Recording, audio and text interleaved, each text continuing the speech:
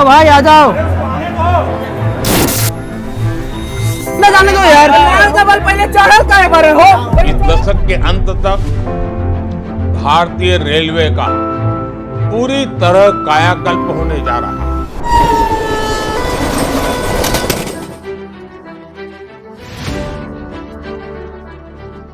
क्या आप भी रेल मंत्री जी के ऐसी खूबसूरत ट्रेन की वीडियो देख के किसी ट्रेन में टिकट करने की सोच रहे हैं, ताकि सीट में आराम से लेटे लेटे खूबसूरत नज़ारे देखते हुए सफर पूरा हो जाए।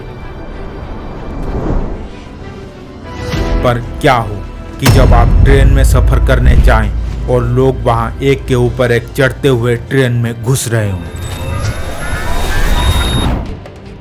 आपकी ट्रेन की सीट पहले से रिजर्व है, फिर भी लोगों की भीड़ बहुत ज़्यादा होने के कारण आप उस ट्रेन में जा नहीं सकते और यहाँ आपके मदद करने वाला भी कोई नहीं है। रेलवे पुलिस पहले से ही अपने हाथ खड़े कर चुके हैं, ऊपर से आपके साथ फैमिली भी है, तो अब क्या करेंगे आप?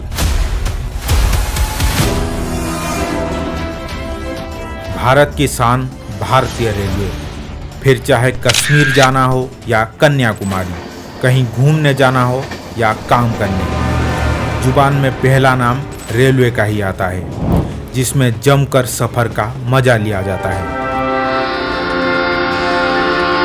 पर अगर आप बिहार के रास्ते गुजरने वाली किसी भी ट्रेन में कहीं पे भी जाने का प्लान बनाए हैं, तो थोड़ा ठहर जाइए। क्या पता आपके लिए ये एक बुरा सपना बन सकता है, खासकर त्योहारों के टाइम। एक बात तो है, टिकट में दलाली बंद नहीं हुई है।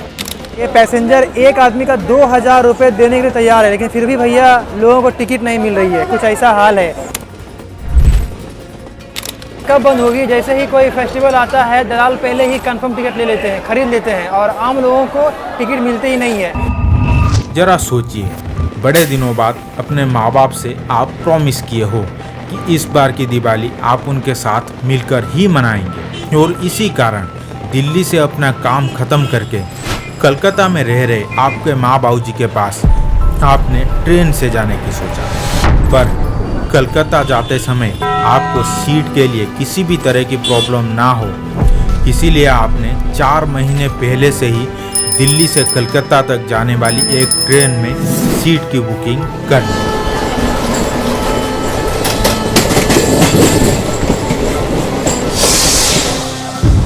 फिर दिवाली आई और आप ट्रेन के सही टाइम के मुताबिक अपने बाकी के कुछ फैमिली मेंबर्स के साथ रेलवे स्टेशन में पहुंच जाते हैं। पर जब आप रेलवे स्टेशन में अपनी टिकट कराई हुई ट्रेन को ढूंढ के उसके पास जाते हैं, तब आपको वहां पता चलता है कि आपका अपने सीट पे बैठना तो दूर, उस ट्रेन में घुसने तक की जगह नहीं बची है। लोग इतना भरे हुए हैं ना कि ओवरफ्लो होकर लोग ट्रेन से बाहर निकल रहे हैं। यहाँ भी भैया देख लीजिए, यात्रियों की सुविधा की देखिए, ये वॉशरूम है और लोग बाथरूम में भी ट्रैवल कर रहे हैं। बाथरूम जाइएगा दरभंगा तक, कहाँ जा रहे? दरभंगा जा रहे हैं, चलिए सही है। और आपके पास वहाँ सभी प्रकार की पुलिसकर्मी, टीटी सब मौजूद हैं, पर इस भारी भीड़ के आगे वो सब बिल्कुल बेबस हैं। वो लोग कुछ भी नहीं कर सकते। पर आपने फिर भी हिम्मत दिखाई और हार ना मानते हुए जैसे तैसे बहुत मशक्कत करके बड़ी मुश्किल से आप अपनी पहले से बुकिंग की हुई सीट पे कब्जा कर लेते हैं और अपनी फैमिली वालों को सही से वहाँ बैठा देते हैं। लेकिन यह तो सिर्फ शुरुआत थी, मुश्किलें अभी और बाकी थी। लाइन से गुजरते हुए प्लेटफॉर्म पे जाना होगा। गरीब रथ जैसी फुल्ली एसी ट्रेन का भाई ये हाल है, जनरल जैसा देख लीजिए। अब आप ही लोग बताइए, फुल्ली एसी ट्रेन का जब ये हाल है तो नॉर्मल ट्रेनों का क्या हाल होगा? कंफर्म टिकट मिले या ना मिले, बिहार तो जाएंगे भैया। अब आपके अनजाने में ही यहाँ से आपका दूसरा और सबसे खतरनाक बुरा टाइम शुरू हो चुका होता है। उस ट्रेन के अंदर होता कुछ ऐसे कि इतनी मशक्कत के बाद आप थोड़ी सी पानी पी लेते हैं तो आपको वहाँ टॉयलेट लगता है। इसीलिए फिर से आप जैसे तैसे करके सामने लगी भीड़ से बचते बचाते ट्रेन के टॉयलेट के पास पहुँच जाते हैं। पर वहाँ टॉयलेट का नज़ारा देख के पूरा दंग रह जाते हैं। नज़ारा कुछ यूं कि जहाँ टॉयलेट में सिर्फ एक ही इंसान को कुछ ही समय में अपना काम खत्म करके बाहर आ जाना चाहिए था, वहाँ 4 से 5 आदमी अपना पूरा सामान लेके उसी टॉयलेट के अंदर परमानेंटली सेटल हो चुके हैं, जैसे कि मानो वो उनका घर हो, और अपना खाना पीना सब कुछ वो उसी टॉयलेट में ही कर रहे हैं, जिनको ना ही आप और ना ही कोई और बाहर निकाल सकता है। और उन लोगों के लिए बाहर कहीं जगह भी नहीं बची है खड़े होने के लिए भी। वॉशरूम का हाल देख लीजिए। आए थे हम 1 नंबर 2 नंबर करने, भाई साहब पहले से यहाँ अड्डा जमा कर रखे हैं। क्या बोले भाई, इस गाड़ी में वॉशरूम भी पैक है और तो कुछ नहीं बोले हम। इस वॉशरूम को ही, इस बाथरूम को ही पैसेंजर लोग फर्स्ट एसी वाला कूप बना लेते हैं। भैया 4 5 6 10 जितने भी लोग हटे इस वॉशरूम में आराम से इसमें बैठकर जाते हैं और तोड़ते फोड़ते भी हैं। जिनको बाथरूम लगेगा कहाँ जाएगा भैया महाराज, पूरा बाथरूम, सारे बाथरूम फुल है। और उस पूरे ट्रेन में यही सेम हालत है हर कोच का। हर एक टॉयलेट में लोग भरे पड़े हैं, पर आपको अभी उसी ट्रेन में इसी हालत में 30 घंटे से ऊपर यानी 2 दिन और 1 रात बितानी है बिना टॉयलेट जाए। अब इन सब के बीच आपके साथ गई फीमेल मेंबर्स की हालत दुर्दशा में बदलने लगती है। फिर जैसे जैसे टाइम आगे बढ़ता है आपकी दिवाली की खुशी टेंशन में तब्दील होने लगता है। भीड़ के इस समंदर में ट्रेन में सफ़र आपकी जीवन भर के लिए यादगार बनने वाली होती है। आपके हर कोने में लोग और हर दरवाज़ा बेहाल है, जैसे वो कोई ट्रेन नहीं जंग का मैदान बन चुका होता है, और वहाँ हर एक मिनट जैसे एक दिन की तरह गुजर रहा होता है। ट्रेन का पहिया धीमा होते ही आपको अपने मंजिल नज़र आती है, पर वो सिर्फ धुआं होता है और मंजिल अभी कोसों दूर बाकी होता है, और आपका वहाँ एक एक पल एक एक साल की तरह गुजर रहा होता है। और यही समान हालत है हर एक लोगों की जो बिहार के रास्ते जाने वाली ट्रेनों में सफ़र करते हैं, खास करके दिवाली और छठ पूजा के टाइम। किसी के पास जनरल की टिकट है तो किसी के टिकट अभी वेटिंग लिस्ट में है। इसमें बच्चे बूढ़े आदमी औरत सब हैं, और मानो जैसे कि इंसान ने ही सामान भर रखा हो, वो भी बिल्कुल ठूस के। फिर भी उन लोगों को ज़्यादा कोई शिकायत नहीं है, चाहे सीट ना हो, टॉयलेट में एक के ऊपर एक लेटे हुए हैं, दरवाजे पे बैठे हैं, दिन रात ऐसे ही कहीं भी कभी भी कैसे भी पड़े हैं। पर मुश्किल आपको हो रही है, जब वापस घर लौटेंगे फिर वही कहानी होगी। तो एक जिम्मेदार नागरिक के हिसाब से अगर इस परेशानी की जड़ को ढूंढेंगे तब आपको पता चलेगा कि यहाँ पे बिहार वाले गलत हैं या फिर रेलवे के मैनेजमेंट ही खराब है। और ये आप अपने किसी भी नज़दीकी बड़े रेलवे स्टेशन में जाके देख सकते हैं, जो ट्रेन की मेनली बेंगलोर या मुंबई जैसी किसी भी बड़े शहर से निकलकर बिहार के रास्ते जा रही हो। वहाँ आपको ज़्यादातर वो मजदूर दिखेंगे जो काम की तलाश में दूसरे राज्यों में जा रहे होते हैं।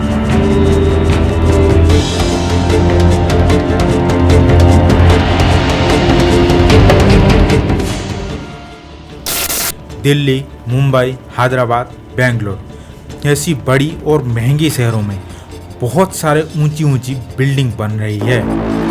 उसमें से कुछ वहाँ के लोगों के रहने के लिए घर बन रही है, तो कई बिजनेसमैन अपना इंडस्ट्री और होटल खड़ा कर रहे हैं। और यहाँ इन सभी कामों के लिए ज़रूरत है बहुत सारे लेबर या कहें तिहाड़ी मजदूर, जो सस्ता और टिकाऊ हो, जिनके पास जितने सस्ते मजदूर उन ठेकेदारों की उतना ही मोटा मुनाफा। और इन मजदूरों को यहाँ काम पे लगाने की जिम्मेदारी रहती है यहीं के कॉन्ट्रैक्टर्स के हाथों में। यहाँ कई छोटे बड़े कॉन्ट्रैक्टर्स के अंडर ये लोग तिहाड़ी मजदूरी करते हैं, जो हर रोज़ के हिसाब से अपने पैसे ले जाते हैं। और ये मजदूर लोग आते हैं बिहार से, क्योंकि वहाँ काम की भारी कमी है और मजदूर बहुत ज़्यादा है। इन सभी लोगों का सरकार के पास कोई रिकॉर्ड भी नहीं होता कि ये टोटल कितने लोग हैं और कहां से आए हैं काम करने के लिए। बाकी किसी भी बड़े प्राइवेट कंपनी में काम करने वालों की तरह इन लोगों की ना ही कोई सरकारी फंड और ना ही कोई इंश्योरेंस होता है। इसीलिए किसी बड़ी बिल्डिंग कंस्ट्रक्शन के साइट में अगर कोई बिहारी मजदूर एक्सीडेंट में मर भी जाता है ना, तो कई बार इनके बॉडी को इन्हीं के घर वाले लेने भी नहीं आ पाते हैं।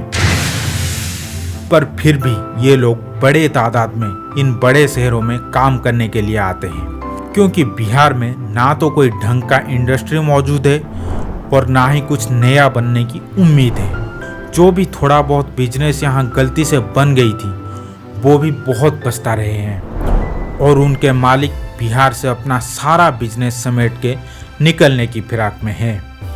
इसलिए बिहार के अंदर रहकर लोगों को या तो पॉलिटिशियंस की चमचागिरी करना या फिर सरकारी नौकरी की तैयारी करने के अलावा और कोई रास्ता ही नहीं दिख रहा।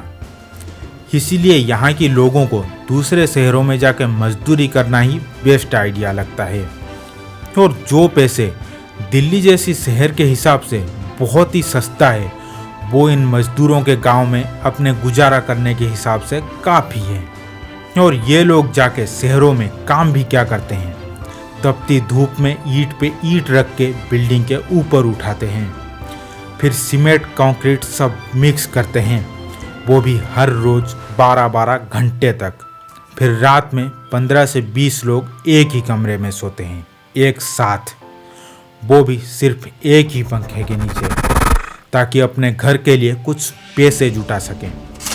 जरा सोचो क्या हालत हो रही होगी इनकी गर्मी के मारे। फिर सुबह उठ के घंटों लाइन में खड़ा होना पड़ता है, वो भी हर रोज, ताकि अपनी सुबह की बाथरूम का काम खत्म कर सके। और ये सब उनके रोजमर्रा के जीवन का एक हिस्सा हो चुका है।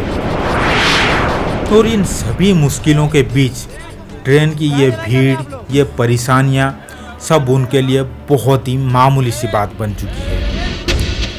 आपके लिए उस ट्रेन में 20 से 30 घंटे 20 से 30 सालों के बराबर हो सकता है, पर बिहार वालों के लिए ये रोज का आदत है।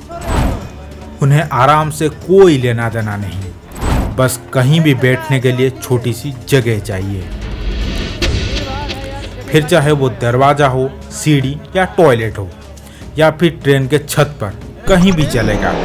लेकिन जिन्होंने अपनी आराम और एक अच्छी सफ़र को मद्देनज़र रखते हुए ही 4 महीने पहले से अपने लिए टिकट करवा रखा है, उनका क्या। उन्होंने तो रेलवे के ऊपर भरोसा दिखा के पूरे पैसे देकर ट्रेन में अपने लिए सीट खरीदी है और यहीं पे जिम्मेदारी आती है रेलवे के ऊपर, या यूं कहें भारत सरकार पर। हालांकि त्योहारों में इसी अराजक भीड़ को मद्देनज़र रखते हुए रेलवे ने कोशिश भी की थी। पिछले साल भी दिवाली में करीब एक्स्ट्रा 6,500 ट्रेनें चलाए गए थे, ताकि सभी बिना रिजर्व सीट वाले लोग आराम से अपने घर जा सकें। लेकिन सभी कोशिश धरी की धरी रह गई, भीड़ ऐसे ही बेकाबू थी और रेलवे के मैनेजमेंट को लेकर सारे न्यूज चैनल्स में बड़े आलोचना किए गए थे। एक बात तो है, सरकार जितनी भी स्पेशल ट्रेन चला दी जाए, भैया बिहार जाने वाली ट्रेनों में भीड़ कम नहीं होने वाली है, भीड़ बढ़ती ही रहेगी। उसका भी हाल इसी ट्रेन जैसा होने वाला है। अमृत भारत ट्रेनों को लोगों ने नरक भारत ट्रेन बना दिया। देख लीजिए, महिला को चढ़ाया जा रहा पाताल खिड़की से। जय हो। पुलिस वाले अच्छा हेल्प कर रहे हैं लोगों का। कि आप देखिए, इस अमृत भारत एक्सप्रेस की स्थिति कुछ ऐसी हो गई है कि लोग प्लेटफॉर्म से अंदर जा ही नहीं पा रहे हैं। देख रहे हैं, ऊपर भी लोग चढ़े हैं भाई साहब।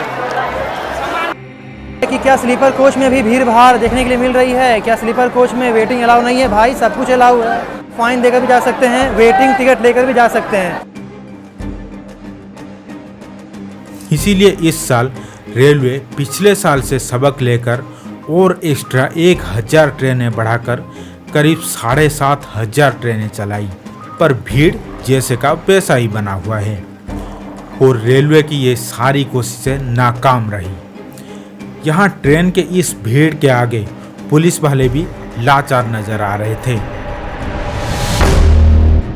पर क्या हो, अगर रेलवे की तरफ से इन ट्रेनों में एक लिमिट तय की जाए कि हाईएस्ट एक डब्बे में कितने लोग चढ़ सकते हैं, चाहे फिर वो खड़े रहें या बैठें या कुछ भी करें, लेकिन रेलवे चाह के भी ऐसा कर नहीं सकती, क्योंकि इस तरह की स्टेप लेने से रेलवे को इस रूट पे और भी ज़्यादा सस्ते और बिना एसी वाले ट्रेन चलाने पड़ेंगे, जिससे रेलवे अपनी चल रही नुकसान के ऊपर और डबल नुकसान कराएगा। क्योंकि रेलवे सस्ते और बिना एसी वाले इन ट्रेनों को चला के जितना पैसा टिकट बेच के कमा रही है, उससे दुगना पैसा तो इन्हीं ट्रेन के मेंटेनेंस में ही लग जाता है। स्लीपर क्लास का वॉशरूम है ये, एकदम खुली हवा में कोई भी पैसेंजर 1 नंबर या 2 नंबर कर सकता है, देख लीजिए। लेकिन पानी नहीं आएगा। अच्छा पानी है, लुल्ली नहीं है इसका, मगर पानी आ रहा है। बाकी देख लीजिए टूटा हुआ ये वाला, ये सब तो पैसेंजरों की गलती है। इसमें रेलवे की देखिए, इसमें रेलवे की कोई गलती नहीं है, गलती है भैया इसमें सफ़र करने वाले पैसेंजरों की। वो लोग क्या करते हैं कि इसी में इस वॉशरूम को ही, इस बाथरूम को ही पैसेंजर लोग फर्स्ट एसी वाला खूब बना लेते हैं। भैया 4, 5, 6, 10 जितने भी लोग हटे इस वॉशरूम में आराम से इसमें बैठकर जाते हैं और तोड़ते फोड़ते भी हैं। तो ये एक्स्ट्रा पैसा भरेगा कौन? अगर टिकट महंगी कर दी तो इसका असर सीधे सीधे अगली इलेक्शन में दिखेगा, और यहीं पे समस्या की सारी जड़ें घूम फिरकर वापस वहीं आ जाती है कि कौन से पैसेंजर महंगे टिकट लेने के लिए तैयार है, ताकि रेलवे भी अपने लिए कुछ पैसे बचा सके। बिहार की रूट बिजी तो है, पर वहाँ पैसे नहीं है, इसलिए यहाँ रेलवे और उनके पैसेंजर सबकी हालत बदतर है। और यही सब कारण है कि वंदे भारत ट्रेन को प्रायोरिटी दी जाती है कि सबसे पहले वो जाएगा, फिर वंदे भारत के पीछे शताब्दी, राजधानी, इसी हिसाब से सबसे आखिरी में सबसे सस्ता ट्रेन पहुंचेगा, जिसमें रेलवे को सबसे ज़्यादा घाटा होता है। पर क्योंकि इनके वोट देने वाले ज़्यादातर लोग सस्ते टिकट लेने वाले हैं, तो रेल मंत्री भी सोच रहे हैं कि ठीक है, जैसा चल रहा है चलने दो, और जिसको ज़्यादा प्रॉब्लम हो रही है वो वंदे भारत में जाए।